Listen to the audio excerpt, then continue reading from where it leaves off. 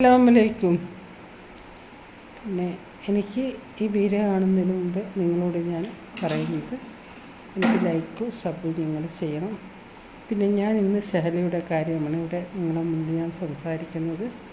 അതായത് സേന എന്ന ആ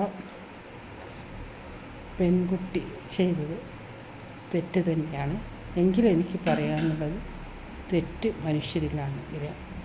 അപ്പോൾ പടച്ചോൻ അത് നമുക്ക് തെറ്റ് പുറത്തു തരുന്നുണ്ട്.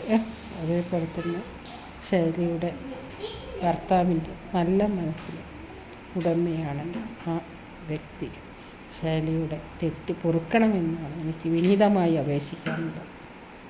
ശൈലിയുടെ ഭർത്താവ് ഈ വീഡിയോ കാണുകയാണെങ്കിൽ എനിക്ക് പറയാനുള്ളത്, നമുക്ക് തെറ്റ് പറ്റാം, അത് തിരുത്താനുള്ള സമയം ആ കുട്ടിക്ക് കൊടുക്കണമെന്നാണ് എനിക്ക് പറയാനുള്ളത്. നിങ്ങൾ അത് കൊടുക്കണം. പിന്നെ ആ മകൻ്റെ ഭാവിയും കൂടെ ഓർത്ത്, അവളുടെ ജീവൻ്റെ